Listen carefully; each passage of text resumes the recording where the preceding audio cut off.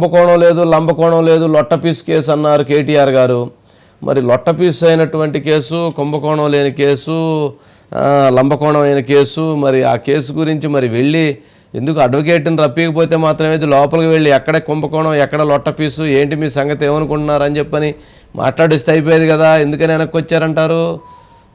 వంశీ గారు అంటే దీని మీద కేటీఆర్ గారు చెప్పింది ఏంటంటే గతంలో పట్నం నరేందర్ రెడ్డికి సంబంధించి ఆ లగచర్ల ఇష్యూలో పట్నం నరేందర్ రెడ్డి ఆయన చెప్పనవి కూడా చెప్పినట్లుగా పోలీసులు లీక్ ఇచ్చారు. నేను ఒక్కడిని కనుక లోపలికి వెళ్తే పోలీసులు నాతోటి ఏదన్నా 3rd డిగ్రీనో ఇంకేదన్నా చెప్పించో లేదంటే చెప్పనవి చెప్పినట్లుగా రాసి వాటిని లీక్లు ఇస్తారు కాబట్టి నాతోటి అడ్వకేట్స్ ఉండాల్సిందే అని చెప్పి పట్టుబట్టారు వంశీ గారు. కానీ గతంలో అసలు ఈడీ మోడీ దేనికైనా రెడీ, అసలు అది ఇది బోడీ అని అన్నప్పుడు ముందు ఈడీకి కూడా మొత్తం మీద వెళ్ళట్లేదు కదా వంశీ గారు.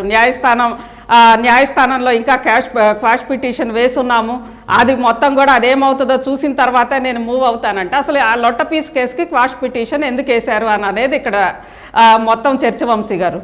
అంటే కేటీఆర్ గారు మొత్తానికి ఈ రోజు వెనకంజ వేశారని ఏమైంది, ఒక్కళ్ళు వెళ్తే ఒకవేళ పోలీసులు లీక్ చూపారంటారా? ఖచ్చితంగా వెన్ను చూపినట్లే కనిపిస్తోంది వంశీ గారు. ఎందుకంటే ఈ అన్ని ఇష్యూస్లో కూడా అక్కడ అమౌంట్ తక్కువైనా సరే జరిగిన విధానం అనేది కేటీఆర్ గారు ఖచ్చితంగా దానికి సంబంధించి బాధ్యత వహించాల్సిన పరిస్థితుల్లోనే ఆ ఫార్ములాకి సంబంధించి కాంగ్రెస్ పార్టీ కొత్త అంశం తీసుకొచ్చింది కదా అజిత్ గారు. ఎవరైతే ఈ ఫార్ములా రేసుకు సంబంధించి గ్రీన్ కో వాళ్ళ యొక్క ప్రధాన పాత్రదారులు వాళ్ళ నుంచి బీఆర్ఎస్ పార్టీకి 41 కోట్ల రూపాయలు ఎలక్ట్రల్ బాండ్స్ వచ్చాయి. మరి ఆ ఎలక్ట్రల్ బాండ్స్ వచ్చిన టైము, ఈ కార్ రేస్తో ఒప్పందం చేసుకున్నటువంటి టైము, ఈ చెల్లింపులు చేసినటువంటి టైము, ఈ 3 సింక్ అయ్యేటువంటి నేపథ్యంలో మరి వీటికి సంబంధించినటువంటి పాత్రలు మియ్యి అని చెప్పని కాంగ్రెస్ పార్టీ బీఆర్ఎస్ని ఇరికించే ప్రయత్నం చేసింది. మరి బీఆర్ఎస్ పార్టీ కూడా కాంగ్రెస్ పార్టీకి ఏదైతే గ్రీన్ కో వాళ్ళు ఇచ్చినటువంటి ఎలక్ట్రల్ బాండ్స్ ఫండ్స్ ఏదైతే ఉందో దాన్ని వాళ్ళు బయట పెట్టారు.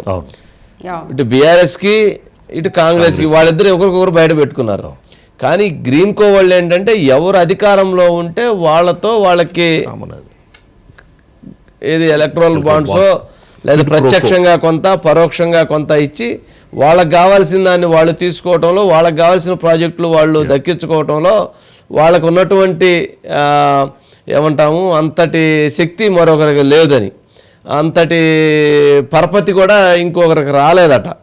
మరి అది వాళ్ళు అంటే అట్లా ఎలక్ట్రల్ బాండ్స్ అనేది చూస్తే భారతదేశంలోనే ప్రాంతీయ పార్టీల్లో హైయెస్ట్ అమౌంట్స్ వచ్చినటువంటి పార్టీ, అత్యంత ధనవంతులైనటువంటి పార్టీ బీఆర్ఎస్ పార్టీ. మరి అంత ఫండ్స్ వచ్చినాయి వారికి పార్టీకి సంబంధించి. అందుకనే కదా మీరు ఎలక్షన్ ముందు విమానంగా ఉన్నారు 100 కోట్లు పెట్టి. ఎవరో కేసీఆర్ గారు 100 కోట్లు పెట్టి విమానంగా ఉన్నారు. ఏంటది ఉన్నారు, మామూలు విషయమా? మరి ఇప్పుడు ఎక్కడుందో తెలియట్లుగా మొత్తానికి తిరుగుతున్నట్లేదు. అది కూడా ఫామ్ హౌస్లోనే ఉంది. సరే తెలవదు, మొత్తానికి అయితే అది కనపట్టలేదు. సరే ఏదన్నా కానీ అజిత్ గారు మొత్తానికి ఇప్పుడు ఏంటి ఫైనల్గా ఏం జరగవచ్చు అంటారు?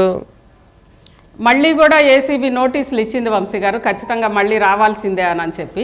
ఏందండి లొట్టపీస్ కేసుకి ఇన్నిసార్లు ఇవ్వటం? మరోవైపు ఈడీ కూడా మళ్ళీ నోటీసులు ఇచ్చింది వంశీ గారు, 8వ తారీఖు రావాలి అని చెప్పి. అయితే ఒకటి న్యాయస్థానంలో ఒకవేళ క్వాష్ పిటిషన్ వేస్తే ఈ కేసు క్వాష్ అవుతుందేమో అని చెప్పి కేటీఆర్ గారు వెయిట్ చేస్తున్నట్లుగా మనకు కనిపిస్తోంది వంశీ గారు. ఇన్ కేసు ఆ కేసు గనక క్వాష్ కాకపోతే ఖచ్చితంగా ఏసీబీ అసలు అరెస్ట్ వారెంట్ కూడా రెడీ చేసి ఉంది వంశీ గారు.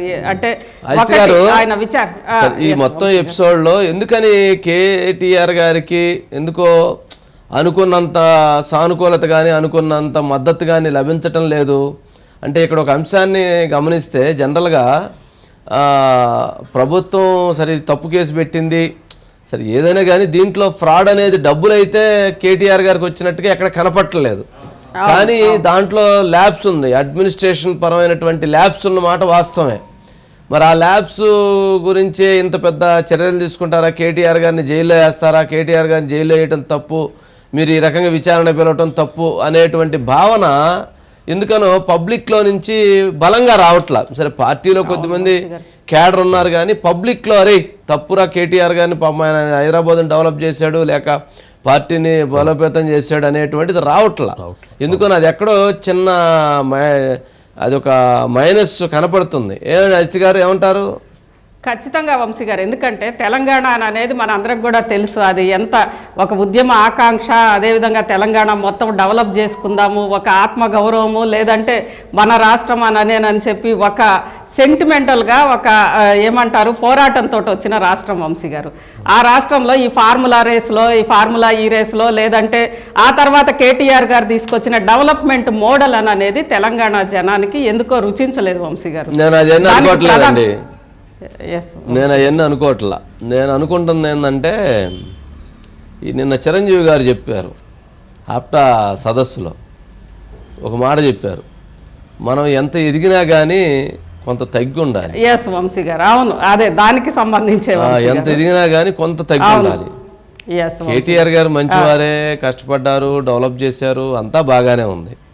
కానీ కొంచెం ప్రజలతో లేదా పార్టీ కార్యకర్తలతో కొంచెం సఖ్యతగా కొద్దిగా ప్రేమగా ఉంటే బాగుండేదేమో అనిపిస్తుంది. ఆయన దూరం అయ్యారు వంశీ గారు, ఆయన కొద్దిగా ప్రజలకి, ఇక తెలంగాణ ప్రజలకి దూరం అయ్యారు ప్రధానంగా. ఆ తర్వాత ఆ సందర్భంగా వచ్చిన యాటిట్యూడ్ కానీ, తర్వాత వాళ్ళ ఏమంటారు ఆ బిహేవియర్లు, ముఖ్యంగా రియల్ ఎస్టేట్కి సంబంధించి లేదా భూములకి సంబంధించి ఇలా వచ్చిన ఆరోపణలు కానీ ఇవన్నీ కూడా జనాల్లో ఒక రకంగా బాగా నెగిటివ్ తీసుకొచ్చినాయి వంశీ గారు. అసలు అంటే డెవలప్ చేసినప్పటికీ కూడా వాళ్ళ బిహేవియర్ మాత్రమే, అంటే ఒక రకంగా ఆ పోకడన్ అనేది డెమోక్రటిక్ గా లేదు. ముఖ్యంగా కేటీఆర్ గారు ఒక ఏమంటారు యంగ్స్టర్ కదా వంశీ గారు, ఒక యూత్ లీడర్ కదా. యూత్ లీడర్ అనేవాళ్ళు ఎంత ఒదిగి పైకి వెళ్ళాలి కానీ అది జరగలేదు. దాంతో పాటు ఒకటి వైరల్ అవుతోంది వంశీ గారు, కవిత గారు మాట్లాడినట్లుగా, అది న్యూస్ టుడే అని చెప్పి ఒక పేపర్ కి కవిత గారు మాట్లాడినట్లుగా మీడియాతో చిట్ చాట్ లో, నేను అరెస్ట్ అయితేనే ఏమి సింపతి లేదు, రేపు కేసీఆర్ అయినా కేటీఆర్ అరెస్ట్ అయినా ఎవరు అరెస్ట్ అయినా పెద్ద జనాలు ఏం పట్టించుకోరు అని చెప్పి కవిత గారు మాట్లాడినట్లుగా అయితే బాగా వైరల్ అవుతోంది. నేనేమంటానంటే అజిత్ గారు, కేటీఆర్ గారు అరెస్ట్ అయితే రాకపోవచ్చేమో కానీ కవిత గారు అరెస్ట్ అయిన కేసు లెక్కర కేసు కదండి. కవిత గారికి సానుభూతి రాదు, కేటీఆర్ గారికి కొంత వచ్చింది, కేసీఆర్ గారికి పూర్తి స్థాయిలో వచ్చింది, నో డౌట్. ఆయన అరెస్ట్ చేయడం జరిగితే అది బాగా వైరల్ అవుతుంది.